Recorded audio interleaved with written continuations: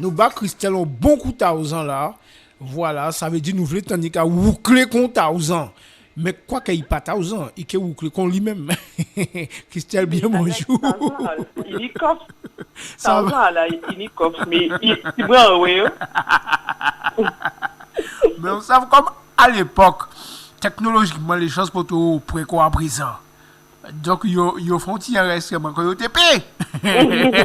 mais en bien content de trouver hier parce que ça m'a moins l'idée. Ça va, Christelle?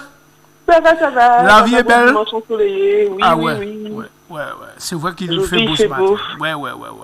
Quand je me suis réveillé ce matin, je regardais dehors, j'avais pas bonne mine parce que il avait plu, mais après ça a été. C'est bon. Bon, alors Christelle, nous allons parler de l'actualité là. Pour nous voir qu'est-ce qui a passé. Parce que l'actualité là a bougé toutes les. Et bien entendu, il y a un certain nombre de questions qui a obligé à poser. Et nous toujours dit ça à Mega FM, où sont mon ici la terre, où nous avons capacité de réflexion, où nous avons intelligence fort fait marcher. Exactement. Et c'est la raison pour laquelle, c'est en ce sens-là, ça que nous avons c'est bas mon possibilité de dire ça à dire. Alors, si maintenant ça nous parler dans l'obité, parmi les bitins, nous parler en l'eau d'eau, une affaire carnaval là. Si nous n'étions nous que dit des petits mots aussi ça. Nous t'en également parler de l'affaire Jean-Pierre Claude, côté Deyé là. Nous t'en parler de l'eau aussi, puisque ces parlementaires là, ils ont auditionné moun. Mais pas savent, mais parmi ces moun là, ils ont auditionné là, ni y'en a pas tant. En trouvé moins surpris qu'ils n'ont pas auditionné. Enfin, et on a d'autres actualités, comme ça qui fait à Grenoble là, la municipalité a tenu un choix à faire entre un crèche et les dealers. Crèche là pour te peindre dans ça. Nous peut dire ça comme ça. Nous peut aller. Non, mais ça va faire oui, c'est vite là ça. Quand on peut faire d'autres, même si vous voulez faire d'autres bitins, c'est un qui rit ou peut rire c'est vite là ça. C'est clair. Parce que ça comique, ça vraiment comique. Bon, voilà. Pas jeune, mais obligé de rire quand même. Mais obligé de rire ça. Moi-même, l'entendre ça, l'en ça. En cas moi c'est rire ça fait rire vous en cas constater que c'est rire ou rire aussi oui donc ça à pas plairer ou plairer ben non et puis ni c'était appelé là aussi alors moi à pas suivre du tout mais en savent que vous ou ta cheval c'est ça donc ou que peut bon avis aussi ça et bien Christelle n'y a un petit bité qui vient moi à l'esprit là ces affaires paquet l'argent là il y a distribué là. Et pourtant, il n'y avait pas d'argent. Tu te rappelles? Tout à fait. Avant le Covid, pas de l'argent pour rien, pour l'hôpital, pas de l'argent. Et subitement, oh, l'argent sorti. L'argent qui a fait continuer. Et grand plan de relance, tout passe. Millions. Quel millions? Milliards? Ou qu'a dit millions? Milliards ou Christelle? Ah, mais millions plus millions, qu'a fait milliards. Ah, d'accord, ok. C'est ça que tu voulais dire? D'accord. Oui. Ok. Alors, posez-moi une question et en chercher à essayer de comprendre pour que rembourser paquet de l'argent là, ça, ou il peut prendre l'argent. C'est question ça. Il a l'habitude de prendre l'argent. Ah, mais nous, côté peut-être qu'on pas à penser, Christelle, il y a le monde pas à penser. Il y a augmenté CGSS, il y a augmenté impôts, il y a augmenté des taxes que le monde pas même qu'à fouet, quelques taxes d'importation ou de livraison. Ça peut être des centimes par-ci, des centimes par-là, le thème va augmenter. Tout est sur ça. Quand tu fais tu peux pas augmenter tout d'un coup. Énormément. Et tu peux augmenter tout d'un coup, par petit centime, par petit 0,1% par-ci, 0,2% par-là, mais c'est sur l'ensemble de l'année que là, le jackpot se réalise. Et ça fait 2 milliards très vite. Ah, on peut dire ça. Ouvrez, Christelle, en bien content, ou si tu es sorti invité moi, mais on dit effectivement, il y a un pas songé. Et à part tout seul, hein, pourquoi on a dit à part tout seul? Parce qu'on pas attendre le monde à parler d'eux-mêmes. Et pourtant, ces économistes-là, ils ont suggéré l'État formanier. Alors, éclaire ma lanterne, parce que là, peut-être que c'est en manipulation, hein? Peut-être qu'il y a eu en connivence avec le gouvernement là, si coup là ça, hein? Le gouvernement là qui a dit, économiste là, parler de ça pour nous tenir qu'à dit. Parler de ça pour nous tenir qu'à dit. Et après, nous, c'est vrai. Mais pour le moment, c'est économiste là, effectivement, j'ai parlé d'elle, mais pour nous pas réagir, c'est l'épargne des Français, 300 milliards. Ah oui, j'ai entendu qu'à s'en parler. Effectivement. Ils y pensent. C'est passé tellement vite fait, mais effectivement, ils en ont parlé. Ouais, comme tu dis, les journalistes ne se sont pas arrêtés dessus du tout. Non. Mais ils en ont parlé. Tout à fait. D'accord. L'épargne des Français. 300 milliards. Ouais. Aïe. Il y a un vrai ou quand tu fait 300 milliards là. Et tellement ça intéressant, ils n'ont pas même parlé d'utiliser tout, 10% seulement. Pour un CG. 10% 300 milliards. Quand on l'obitait, 10% de 300 milliards. Mais j'ai envie de te dire quand même, mais ces gens-là sont culottés. Hein. Grave. Mais là, comment est-ce que tu peux être surpris avec toutes les lois liberticides? Je ne suis pas surpris. Donc les gars se permettent tout ce qu'ils peuvent et puis ils te disent toutes les décisions qu'ils prennent, c'est sous couvert de Covid. On te prive de tes libertés, c'est pour ton bien. On te vole ton épargne, c'est pour ton bien. On veut te mettre un vaccin dans le corps, c'est pour ton bien. Tout ce qu'on te dit, mais de quel c'est pour ton bien. Mais de quel droit tu vas toucher à l'épargne des gens? Ah. De quel droit? Mais c'est pour leur bien, c'est pour notre bien. C'est pour nous sauver. Alors, on ne peut pas même mettre un petit argent dégradé. Ah ben d'accord. Pour moi, en gros, c'est ça veut dire. Hein? Eh ben, écoute, l'argent ne sera pas vraiment pris, hein, quand tu regardes bien. Mais oui. Mais ça veut dire qu'ils vont créer avec les banques, très certainement, des nouveaux comptes d'épargne qui vont t'obliger à placer ton argent et à le bloquer pendant une certaine durée, pendant qu'ils l'utilisent pour faire joujou sur les marchés financiers, pour acheter je ne sais quel peut-être dirigeant de pays lointain va savoir qu'est-ce qu'ils font de cet argent. Mais dans tous les cas, oui, ça va être fait. Hein. Il a lancé l'idée, c'est que c'est pas pour rien. Donc voilà. Mais c'est encore nous priver de ce qui est à nous, de nos libertés et de ce que les gens prennent le temps d'épargner pour différentes raisons. Mais logiquement, ils sont pas censés y toucher. Mais non. Ça va le faire. Mais non. Et ils y pensent. Et Castex en a parlé, c'est vrai. Et maintenant, les économistes ont pris le relais. Les économistes en parlent en long et en large. Qu'il faudrait que l'État trouve les voies, les moyens pour pouvoir utiliser 10% dedans pour relancer, pour ceci, pour cela. Voilà. Et en fait, à force d'en parler, à un certain moment, tu seras obligé de te faire à l'idée, puisqu'en fait, ça, il y a chercher à savoir, c'est quoi penser. Tout à fait. Qui j'ai une population qui a réagi par rapport à ça. Et pour le moment, Christelle, personne ne réagit. Il faut dire que c'est passé quand même assez rapidement, que la part de la population qui lit les économistes, c'est pas la plus large.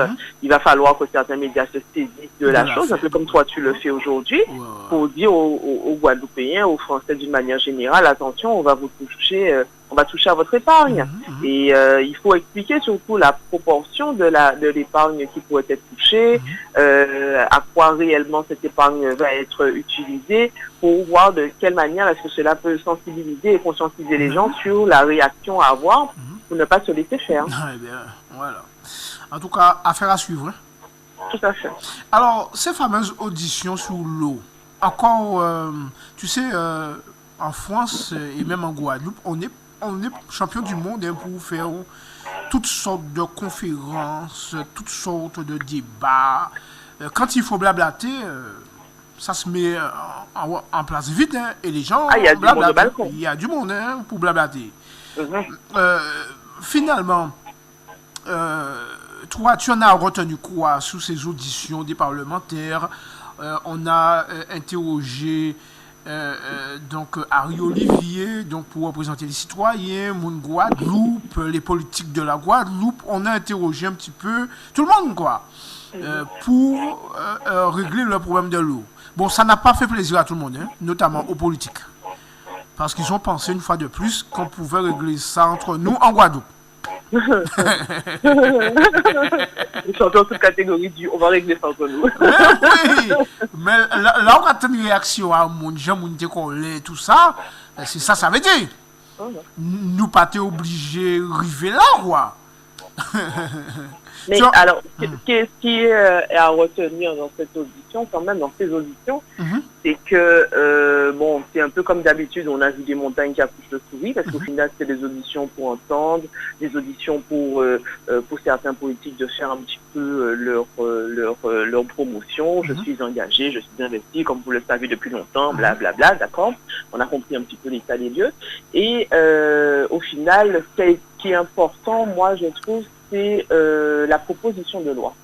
La proposition de loi qui est portée par les députés guadeloupéens, qui en fait, quand on y regarde bien, c'est une loi qui en dit long sur la confiance qui est portée aux élus, en fait, en réalité.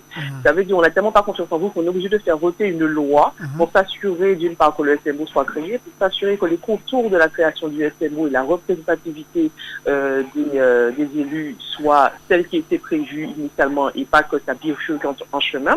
D'ailleurs, dans l'un des articles de la proposition de loi, il est écrit très clairement que les changements de statut ne peuvent être réalisés que par le représentant de l'État en Guadeloupe, c'est-à-dire le préfet. D'accord.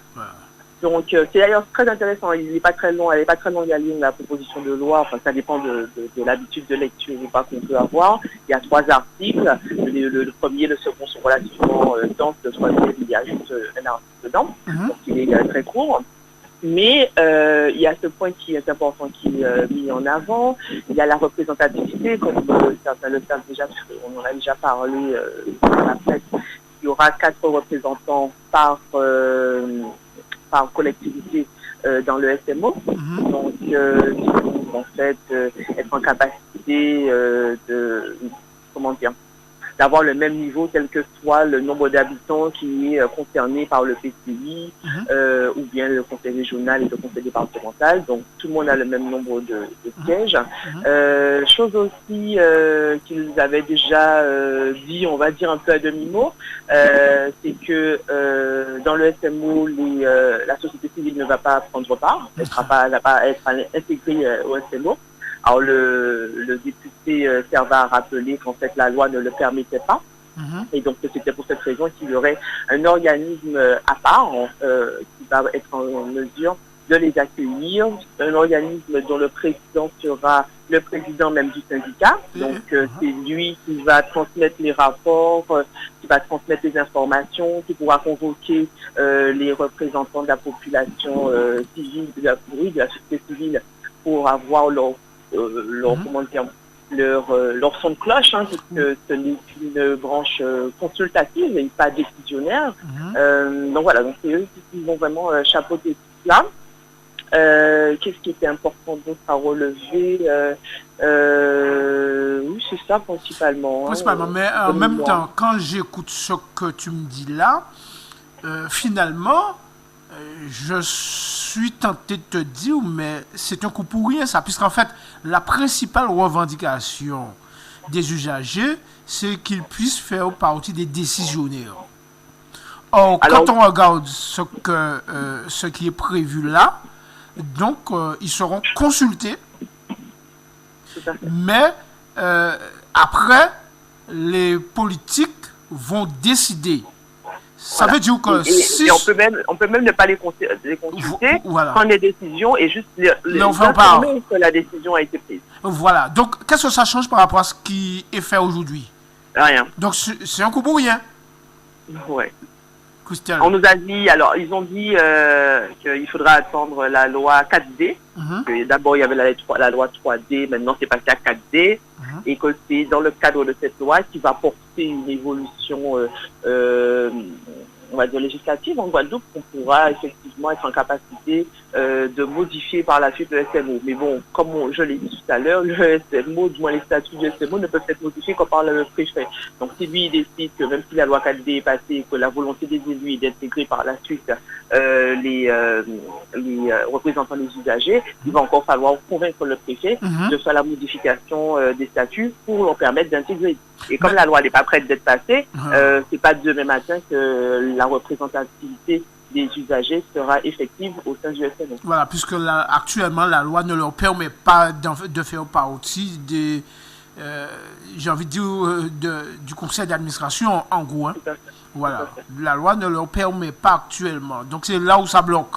Et finalement, la loi qu'on va voter là ne changera rien finalement, puisqu'ils ne pourront toujours pas prendre des décisions, puisque, en fait, mes parents l'expliquaient ici, hein, donc il paraît que ce sont des non-élus qui sont derrière tout ça et qui encouragent les élus à ne pas accepter la présence des usagers dans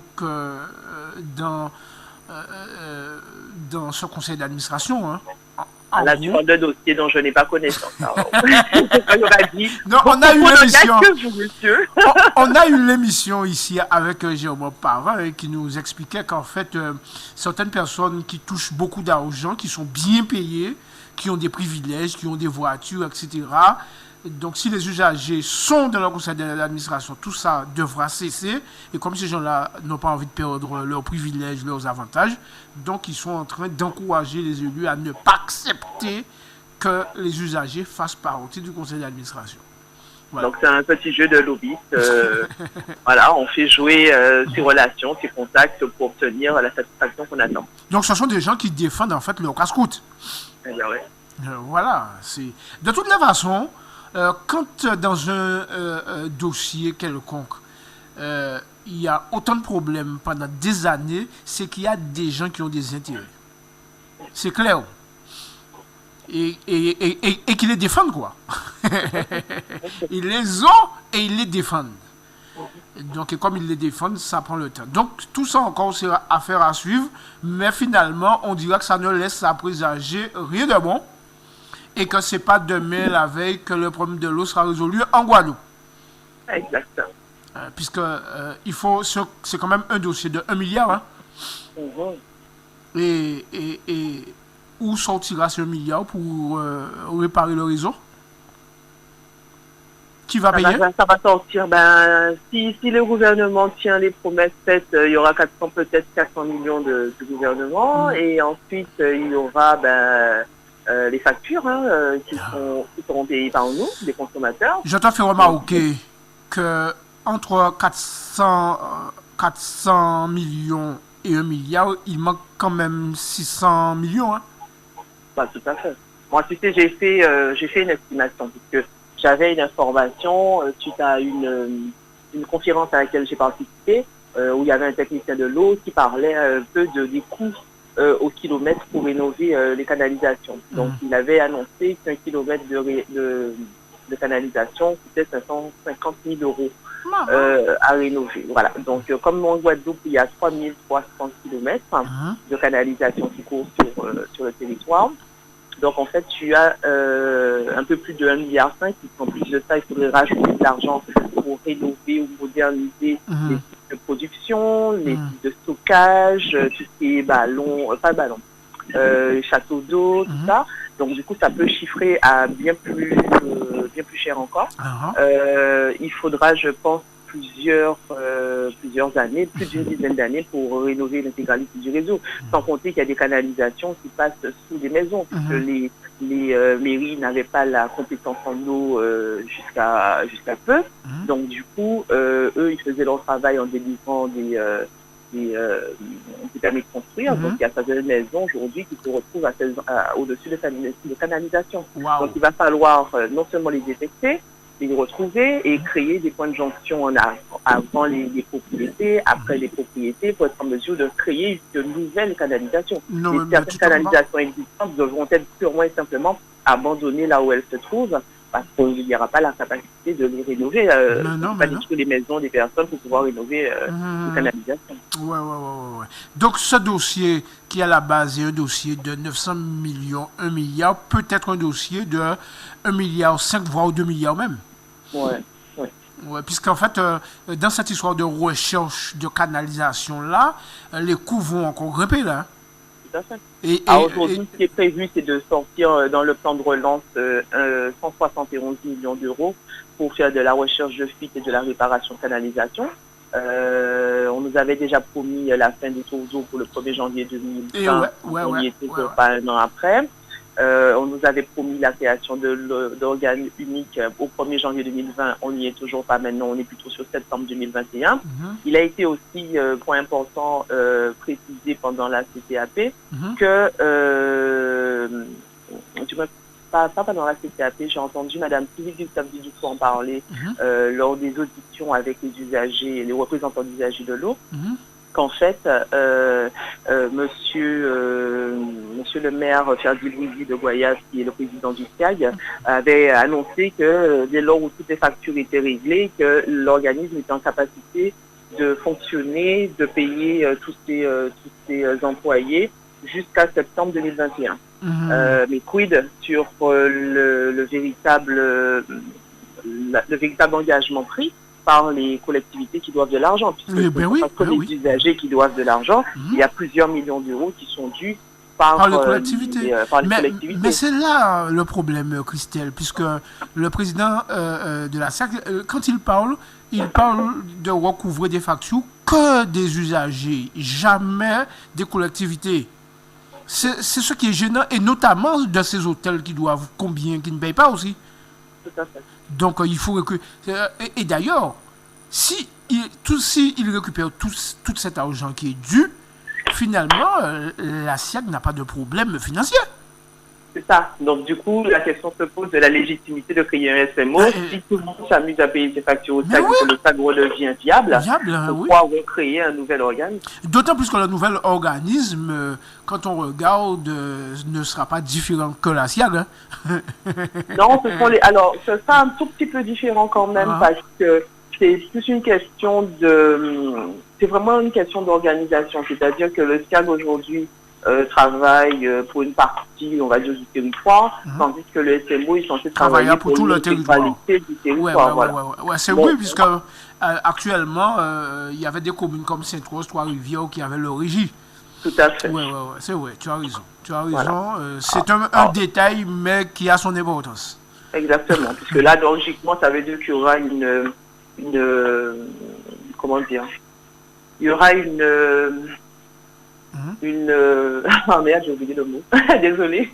Non, mais ça il y aura une prise en considération globale, voilà. Ce sera un travail régional et non plus un travail qui sera réalisé par différentes parties du territoire où chacun travaille sans concerter les autres, avec les moyens que lui il a envie de mettre à disposition et avec un calendrier qui est le sien, avec des moyens qui sont les siens. Donc là, on sera on met tous les moyens ensemble dans un même pot commun, et lorsqu'on travaille, qu'on améliore la qualité du réseau et son renouvellement, et bien on le fait normalement avec intelligence. Mais bon, je vois pour ma part de très mauvais œil une partie, en tout cas, de l'initiative. C'est la partie, en fait, de la représentativité des élus. C'est-à-dire que les élus ne sont pas formés pour être des techniciens de l'eau. Ce ne sont pas des experts. Voilà, ce ne sont pas des experts. Voilà la différence entre telle qualité de tuyauterie et une autre. Décider même, d'ailleurs, de là où il faut commencer les travaux. Je vois d'avance venir des égocentriques qui vont dire demain, c'est moi le meilleur maire, c'est moi le meilleur président de PCI parce que j'ai réussi à faire plier tous les autres, à commencer les travaux chez moi pour m'administrer. Il ne faut pas que l'on fasse de l'eau un instrument politique, parce que c'est ce qui se fait, et faire de la politique de l'eau. Et tant que les élus ne vont pas comprendre ça, pour ça, il faut qu'ils mais comment faire en sorte que l'eau ne soit pas un instrument politique quand il y a des politiques de le conseil d'administration? Ah, ben voilà. Est-ce que tu comprends le sens de ma question? La crédibilité de confier ce travail aux politiques. Voilà, d'autant plus que ce ne sont pas des experts. Si c'était des experts, j'aurais compris. Ils sont experts peut-être, mais experts qu'on a pour faire Oui, oui, mais expert aussi pour des budgets, tu vois aussi. Enfin bref, j'ai rien dit. On passe. Mais revenons à Ferdi Luizy. Je l'ai écouté cette semaine après son édition. Et quand j'ai écouté le président de la SIAC, j'ai eu l'impression qu'il joue sa carte personnelle dans l'histoire. Parce que j'ai pas du tout eu l'impression que Ferdi Luizy ait envie que la SIAC disparaisse.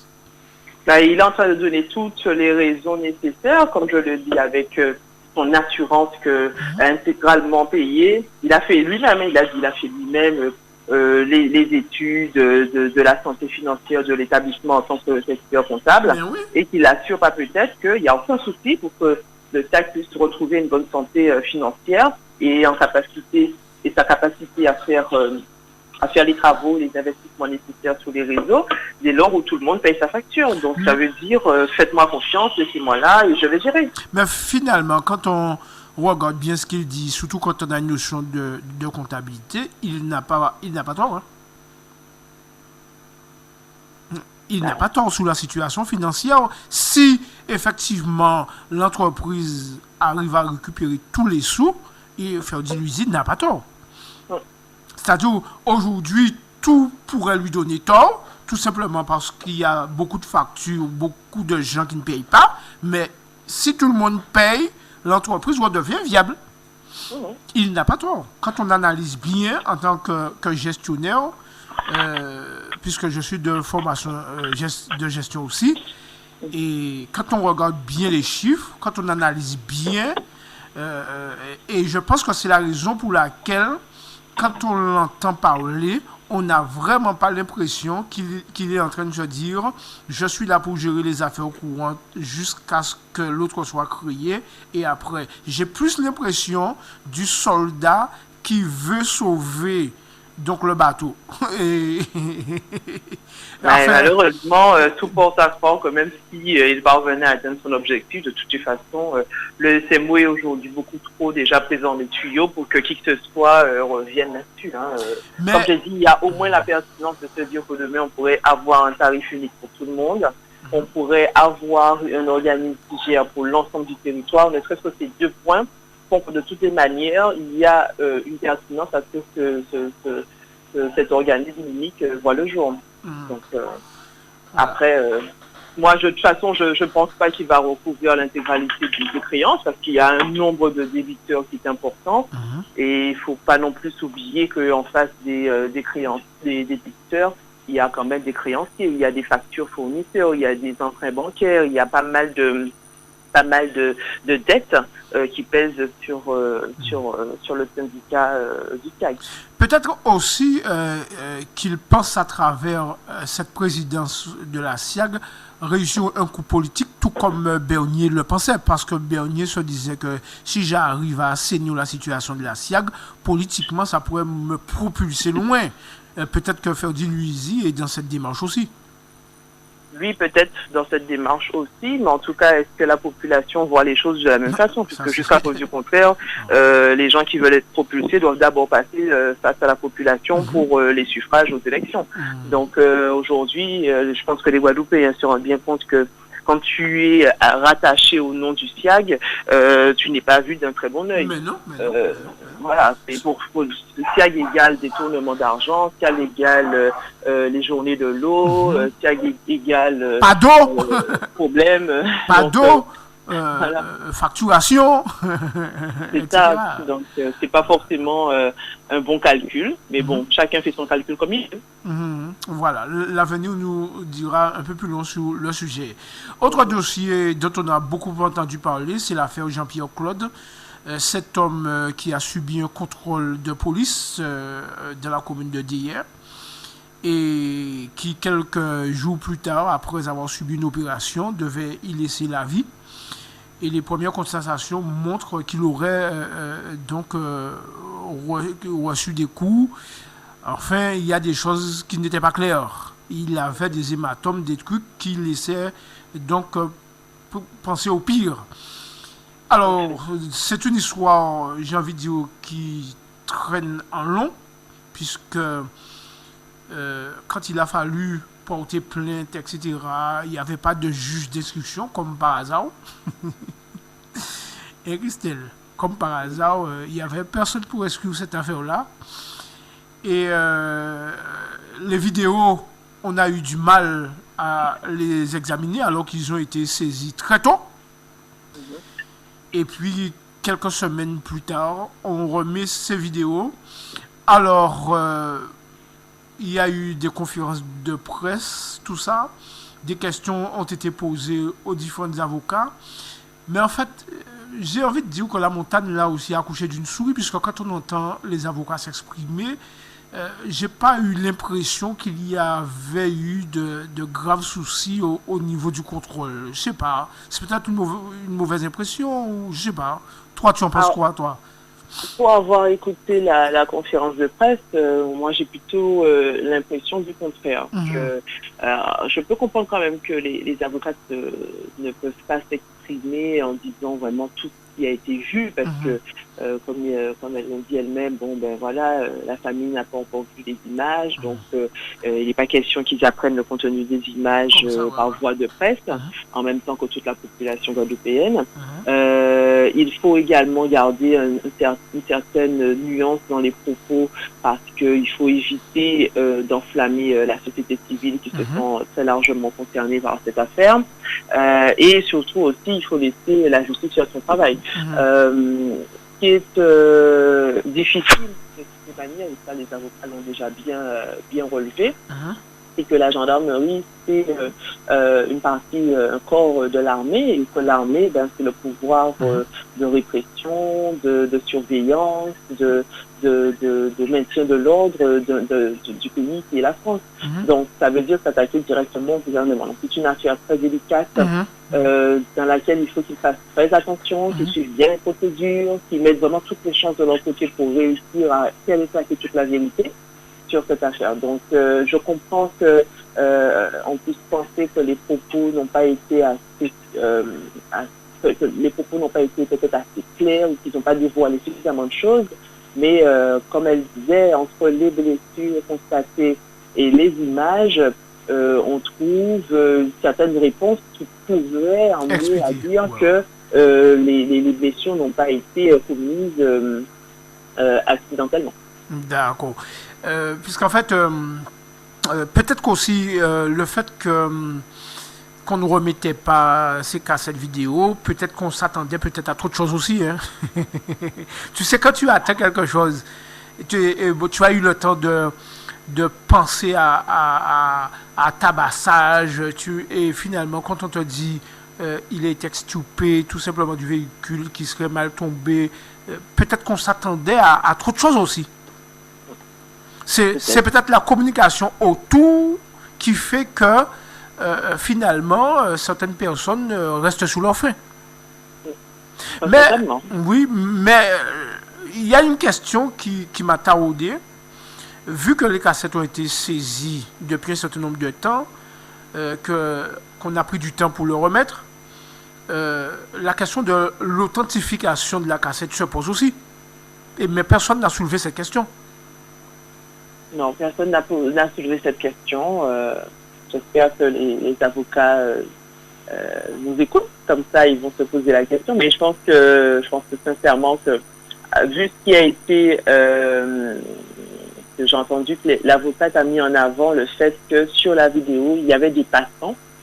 Des passants qui ont vu la scène. Certains apparemment ont déjà été auditionnés, retrouvés et auditionnés.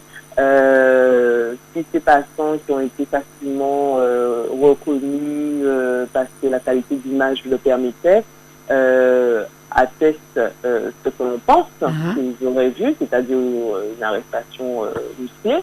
Je pense que ça peut dire que la qualité de la vidéo est censée être authentique. Après la question est légitime, hein, la question est légitime, la question se pose, mais il faut voir, peut-être que les avocats y ont pensé mais ne l'ont pas divulgué en conférence de presse, mais que là aussi ils sont en train de faire un travail, qu'il y a un dossier en cours sur cette question.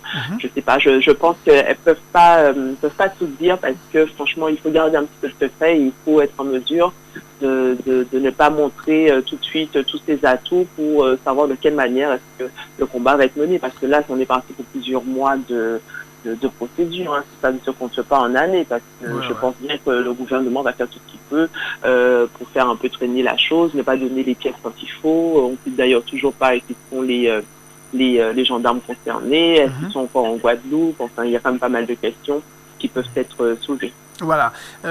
D'après les dires de l'avocat, on sait de quel gendarme il s'agit, hein. Mais ils n'ont pas été mis en examen, etc. Mais on sait de quel gendarme, puisque sous la vidéo, donc on a vu de qui il s'agit exactement. Enfin, l'avenir nous dira un petit peu plus sur le dossier. En tout cas, on peut féliciter la solidarité guadeloupéenne qui a joué, parce que pas mal d'organisations, j'ai envie de dire toujours les mêmes, hein. Excuse-moi, Christelle, j'ai envie de dire toujours les mêmes. Mais en tout cas, ils se sont regroupés pour faire ces manifestations, pour mettre un peu de la pression, pour faire avancer les choses. Donc, félicitations pour tous ces gens-là qui se battent pour leurs compatriotes. Voilà. OK. Donc, oui, c'est très important. Alors, on va poursuivre pour parler un petit peu de la vaccination, cette histoire de vaccination, qui a commencé la semaine dernière en Guadeloupe, vendredi passé. Sur les 5000 doses reçues, dernière nouvelle, il y avait 200-300 personnes seulement qui s'étaient déjà fait vacciner. Et dans les chiffres, il fallait enlever 57 personnes qui s'étaient fait vacciner. Pour donner l'exemple, on va dire ça comme ça. Donc tout ça pour dire qu'il n'y a pas eu un engouement pour se faire vacciner, puisque 5000 doses, c'est pas... Sur une population de pratiquement 400 000 personnes, 5 000 doses, c'est peu. Donc on aurait pu penser qu'après avant une semaine même, que 5 000 personnes se seraient fait vacciner. Eh bien non.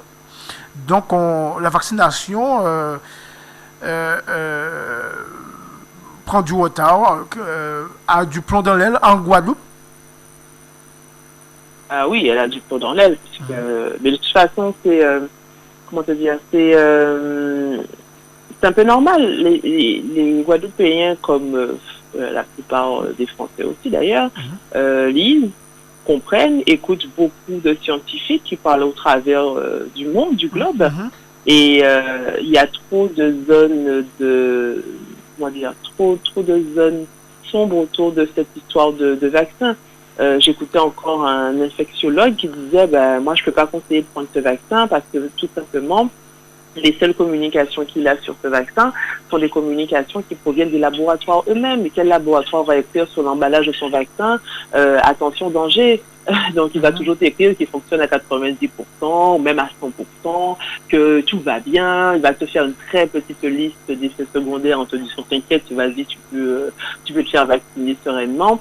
Il n'y a pas de contrôles qui ont été faits par des laboratoires d'analyse indépendants qui peuvent dire avec véracité voilà ce qu'il y a dedans, voilà les véritables effets sur l'organisme à court, moyen et long terme pour rassurer sur cette injection.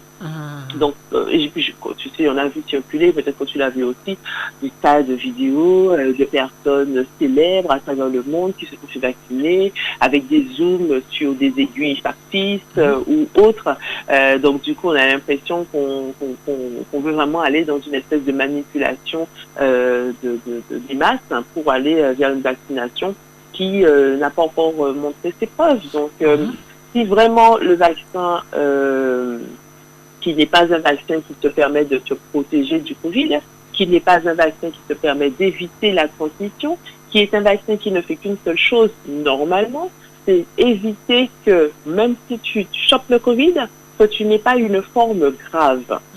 Donc, en fait, on veut juste limiter tes chances de décéder. C'est tout.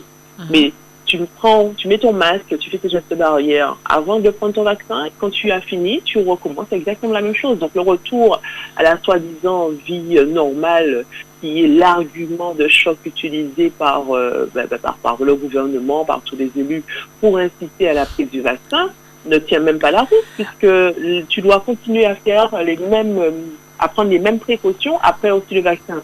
Donc du coup, vraiment légitimité de se faire cette injection dont on ne connaît pas le contenu et dont la liste des effets secondaires n'est toujours pas complète, étant donné qu'il n'y a pas de recul suffisant pour analyser son impact. Alors, je vais jouer un jeu de rôle pour toi, d'accord? Je vais mettre ma casquette de présentateur et je vais faire comme si je présente le journal pour toi.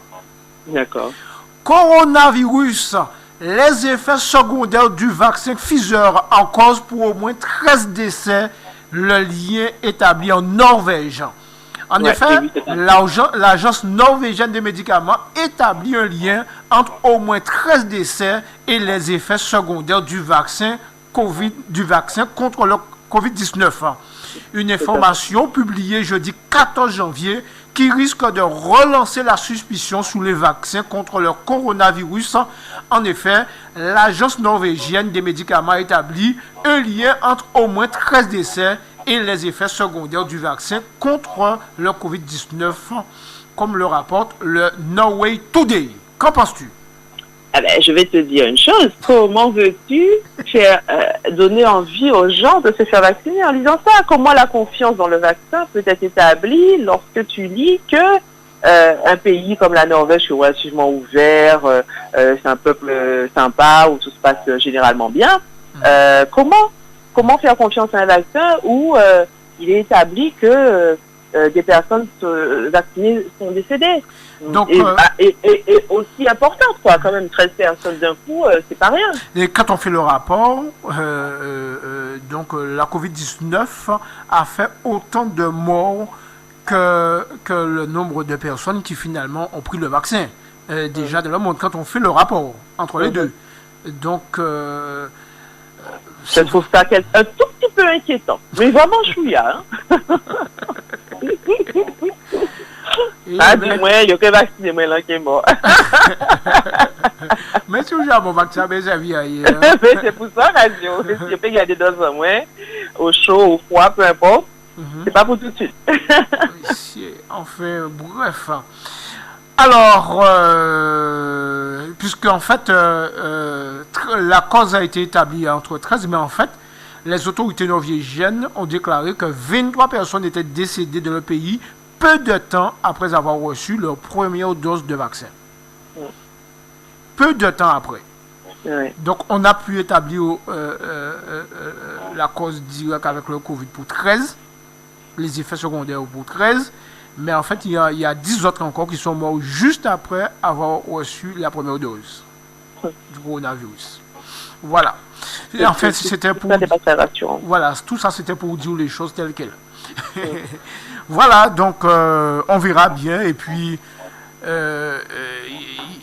concernant cette histoire de vaccination, ce qui m'étonne le plus, c'est qu'on ne parle pas d'argent, alors que le vaccin coûte quand même relativement cher, en moyenne 9 €.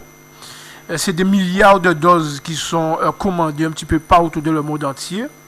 Et on n'entend pas de chiffres sur ce que ça pourrait rapporter, par exemple, à cette entreprise qui est en train de fournir des vaccins un petit peu partout dans le monde entier. C'est quand même bizarre. Généralement, quand il s'agit de ce genre de choses-là, l'argent apparaît en première ligne. Et là, l'argent passe sous silence. Tout à fait. Ça n'a pas d'importance. C'est que pour en parler, le gros tout, très certainement, il faut déjà qu'il y ait des ventes importantes. Et pour avoir des ventes importantes, il faut remettre une petite couche de la peur sur la population. Il faut aussi, en face de la peur, montrer que le vaccin est le sauveteur de l'humanité, mais bon, c'est vrai que malheureusement, je crois que le nombre de personnes qui y croient, il se réduit comme peau de chagrin. Donc, si les chiffres ne sont pas bons, tu n'auras jamais d'informations sur les chiffres, ça c'est sûr.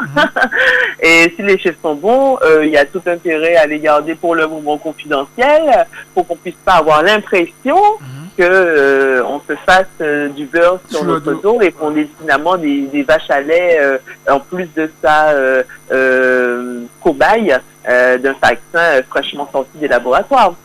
Donc, que veux-tu que je te dise? Ça doit de toutes les manières. Si la vaccination, elle est massive, on n'est pas stupide. Hein. Bien évidemment qu'il y a une histoire de gros sous et que derrière il y a des actionnaires qui vont se frotter les mains. Ah, c'est clair, parce que si tout le monde se lance dedans, c'est pas parce que ce sont de bons samaritains. Hein. Oh, pas du tout. C'est moi, je vois de la publicité à la télé de certains labos, notre santé, c'est notre priorité. Je me dis, c'est pas de moi, si je suis en bonne santé, j'achète pas tes médocs et tu gagnes pas d'argent. Donc, je dis pas que c'est ta priorité, quoi. non. Plus on est malade, mieux c'est pour ces gens. Mais non, nous, moi, je suis tout à fait d'accord qu'on doit se retourner vers notre pharmacopée locale, qu'on doit manger ce que notre pays nous donne pour rester en bonne santé. La santé passe par la tête de façon définitive et tout le monde en est conscient. Donc du coup, faisons ce que nous pouvons à notre échelle chacun. Évitons de tomber malade plutôt que de se poser la question à savoir est-ce que je vais prendre le vaccin pour que dans le cas où je tombe malade, que je ne puisse pas décéder. Par contre, ce que j'ai noté pour la France quand même, concernant les chiffres des gens qui seraient favorables à prendre le vaccin, ce chiffre a augmenté de 14 points. Mais bizarrement, le chiffre a augmenté quand la société Caesar a fait savoir qu'il y aura du retard sur les livraisons. On est plus confiant une fois qu'on sait que le vaccin ne va pas arriver. Non, mais j'ai dit bizarrement. J'ai bien dit bizarrement, le chiffre a augmenté quand il y a eu un soupçon de pénurie, j'ai envie de dire ça comme ça. C'est ce qu'on appelle une petite erreur de calendrier. Je sais pas. Je te dis les choses telles que je le comprends, hein. Mais c'est quand même bizarrement, j'ai envie de dire bizarrement. Et donc il devait y avoir un retard à la base de 3 semaines pour apparemment faire des travaux.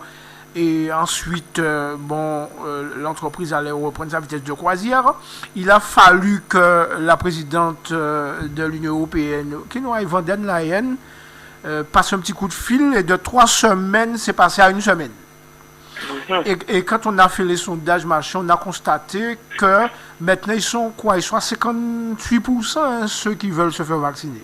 Donc, ils sont devenus plus nombreux que ceux qui ne pensent pas se faire vacciner.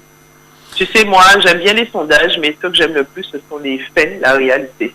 Donc, on verra si les 56% de Français sont favorables, quand les autres seront là, s'ils iront se faire vacciner réellement. Alors, comme tu aimes la réalité, je te donne la réalité. La réalité, vaccin dans les EHPAD français, c'était que 20% de personnes qui ont pris le vaccin.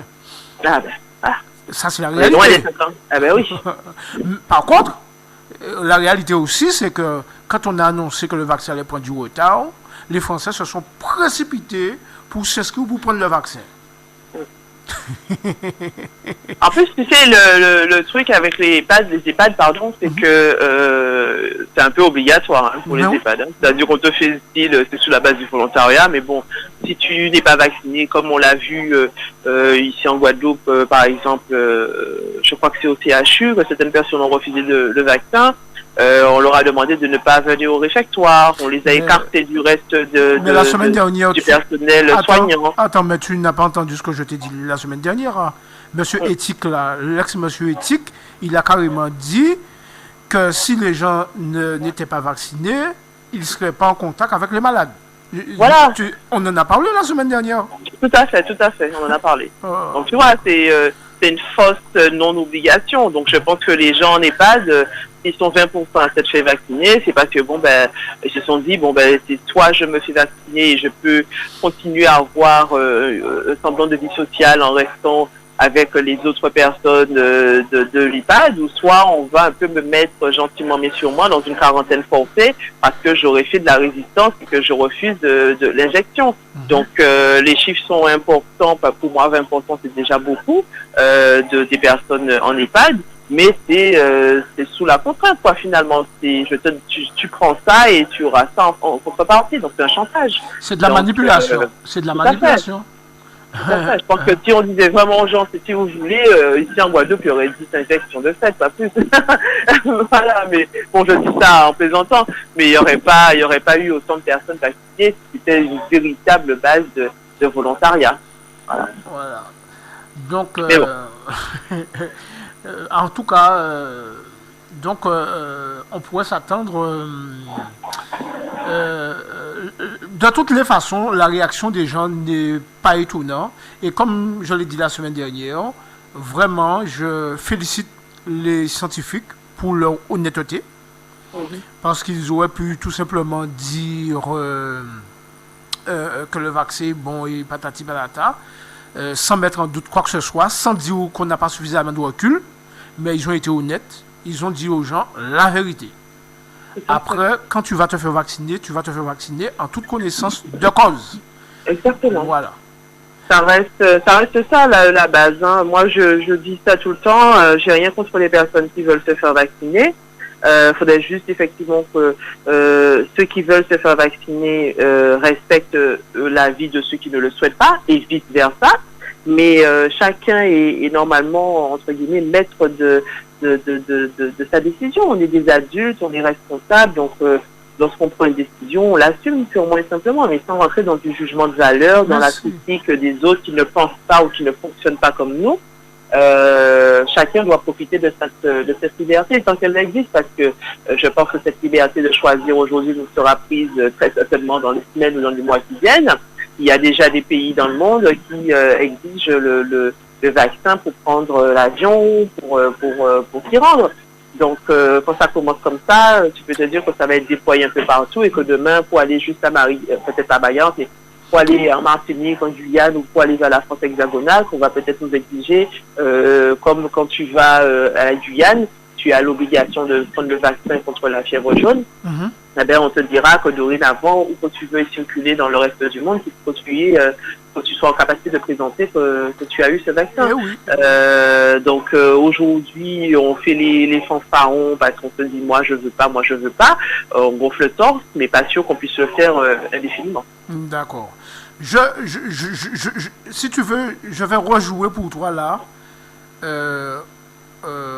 au présentateur du journal. Je vais rejouer. J'aime bien. Tellement bien. Merci. Alors, tu es prête? Oui, tout à fait. Les policiers ont gazé en plein visage à moins de 5 mètres de distance. Après la sommation du commissaire Gilles Friedman, qui avec son mégaphone est allé au-devant des manifestants, la charge a été lancée par les policiers qui répondaient aux ordres de maintien de l'ordre. Ils ont lancé du gaz lacrymogène au visage des carnavaliers en Guyane. Sur plusieurs vidéos, on peut voir des policiers qui projettent à moins de 5 mètres du gaz lacrymogène au visage des carnavaliers qui, malgré les avertissements, continuaient d'avancer. Mais ce qui a provoqué une véritable onde de choc dans l'opinion publique, c'est l'utilisation d'un chien contre les manifestants. En effet, l'incident le plus grave a eu lieu lorsque le chien de la police, dont la muselière a été enlevée, a attaqué un carnavalier et l'a mordu jusqu'au sang au niveau de l'avant-bras. Le carnavalier, Albert Tarsi, a été évacué aux urgences du centre hospitalier de Cayenne pour y être soigné. Réaction, Christelle. J'ai vu cette vidéo. J'ai été choquée. Je me suis dit, qu'est-ce qu'il fout là, ce chien? C'est la première chose qui m'a sauté aux yeux.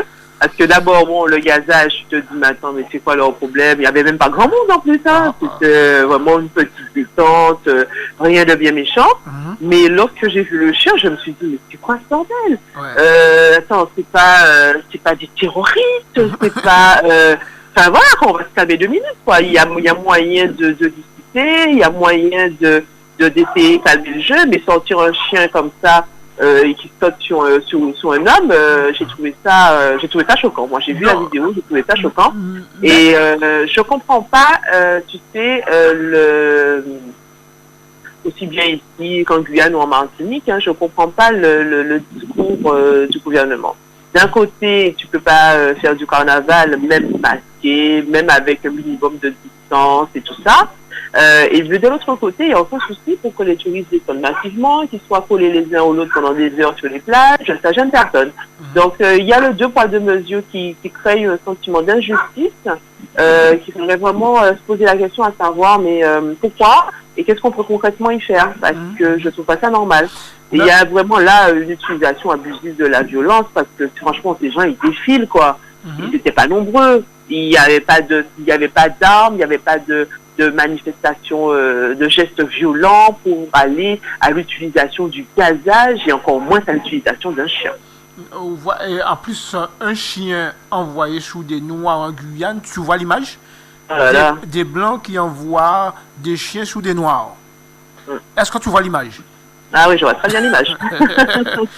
Ça rappelle à l'époque de l'esclavage, quand les nègres marrons, quand ils prenaient la fuite, qu'on envoyait les chiens quoi, à leur trousse.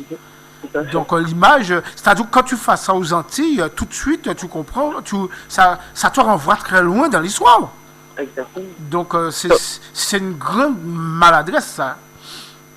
Je ne sais pas s'il y a vraiment de la maladresse ou une volonté d'un peu d'emmerder le peuple, j'ai envie de te dire, parce que je ne sais plus quel ministre a pris la parole, je crois que c'était le Revenu, je ne suis pas sûre, c'est couvert de confirmer. J'ai vu rapidement passer l'information qu'il disait qu'il était choqué de l'utilisation du chien, parce que normalement le chien n'est pas censé être utilisé dans ce cadre-là. Mais on a enlevé sa muselière. Mais, qu'est-ce que tu as dit? On a enlevé sa muselière, c'est qu'un ouvrier travaille. Mais déjà de base, c'est même pas une question de muselière, il faut prendre le problème à la racine.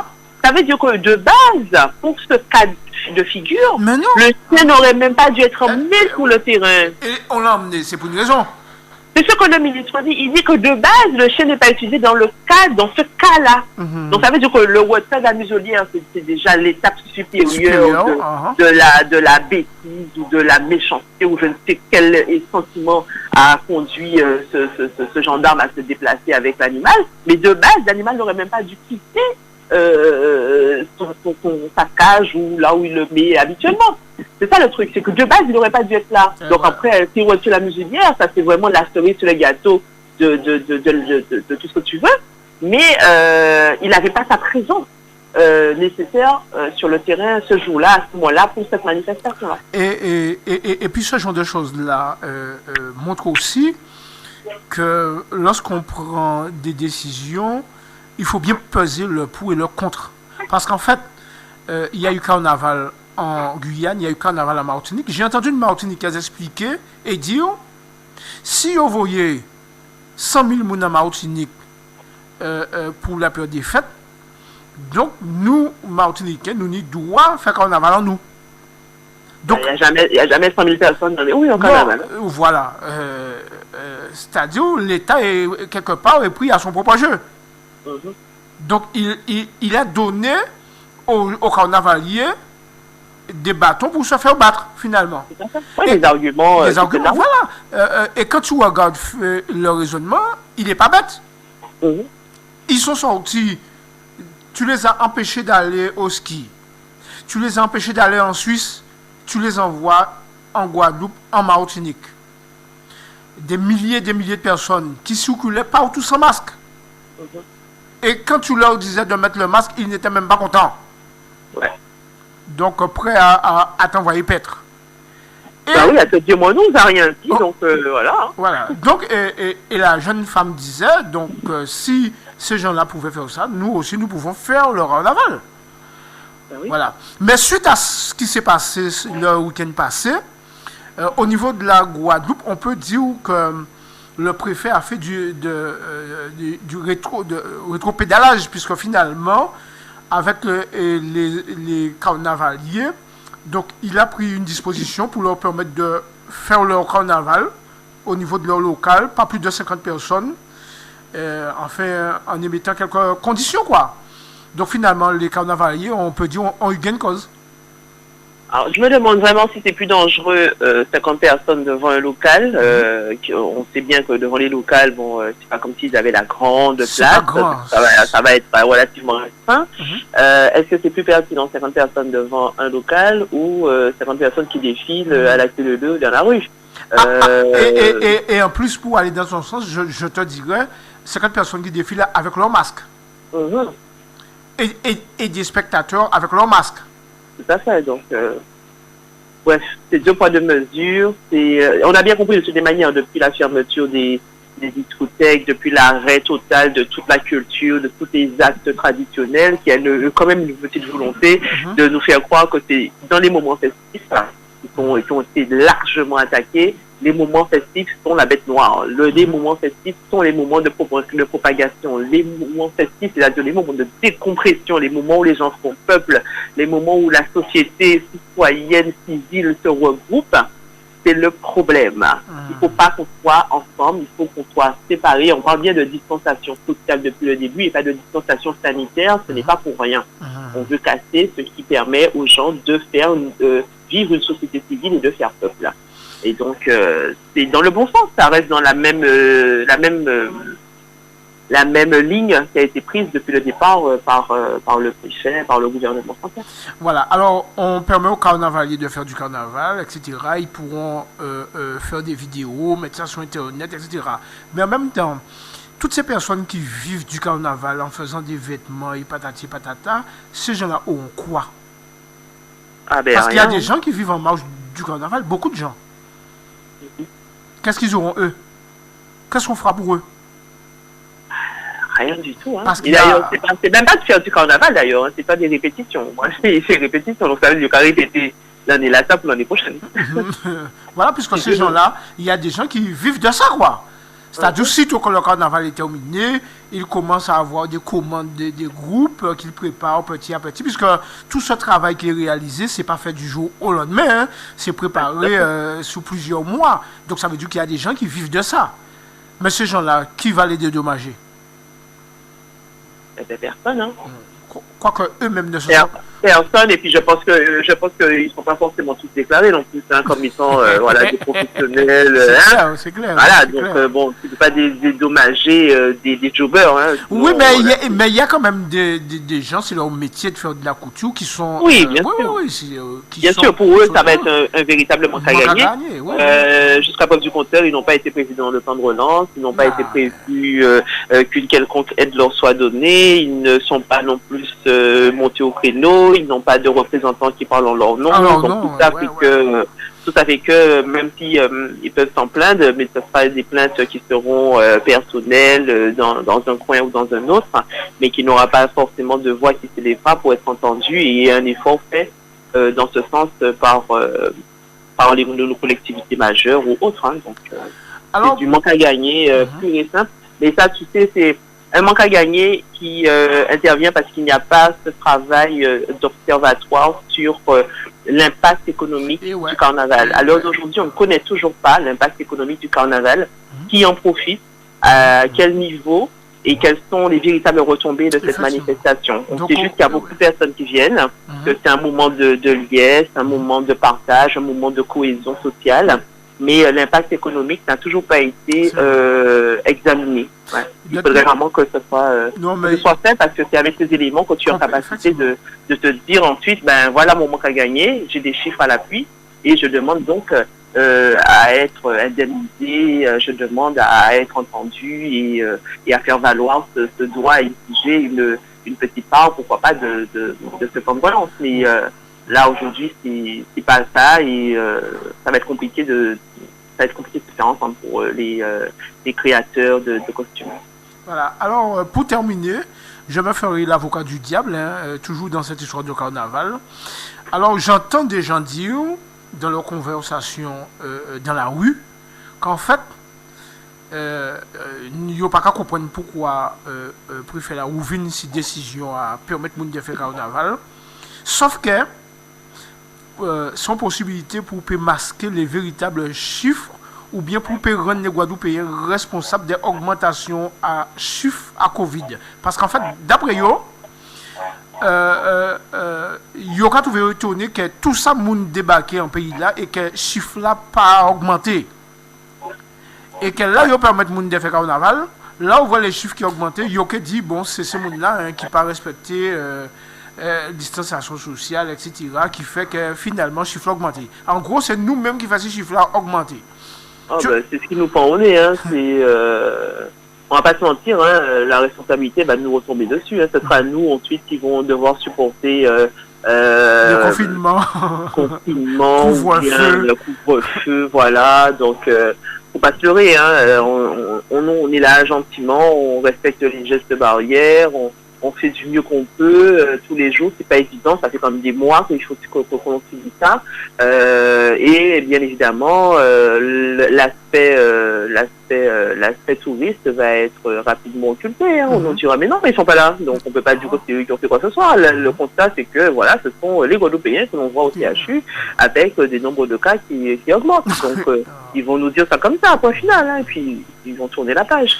Donc après, on va payer les pots cassés pour des décisions qu'on n'aurait pas prises, nous, localement, mais on sera tributaire des conséquences. Des conséquences, voilà. Parce que j'ai un ami qui m'a dit qu'il reçoit des touristes, qu'il a mangé avec eux, tout ça, et que quand ils sont repartis, ils les ont appelés pour leur dire qu'ils ont été testés positifs. Mais ils sont déjà en métropole. C'est ça. Donc, quand on va compter les chiffres, ils ne seront pas dedans. Mais non. Voilà.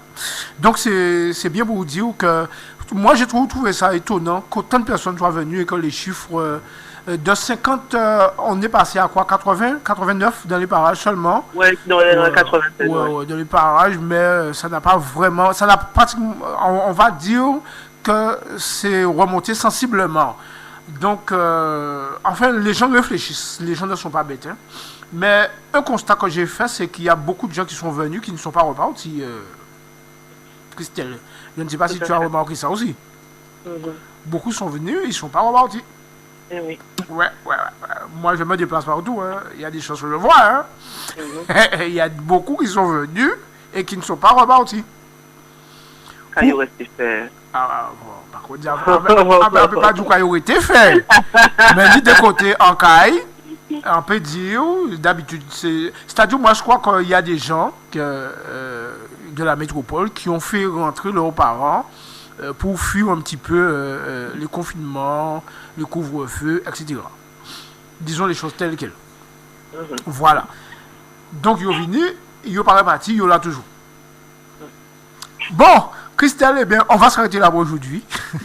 Oui. On n'en dit pas plus. On va laisser les auditeurs décider eux-mêmes de leur point de vue, de leur analyse. On a donné notre son de cloche sur plusieurs sujets. Maintenant, que chacun fasse son petit bout de chemin avec tout ça et puis mais moi, de la manière dont il voit les choses. En cas de que, en fier en partie connaître vous, c'est grâce à président, moi, je ne pas connaître vous, mais en cas trouvé que vous avez fait vraiment du bon travail, hein, Christelle. Hein? Tu as fait un travail de recherche, un travail d'analyse qui est intéressant. Il faut.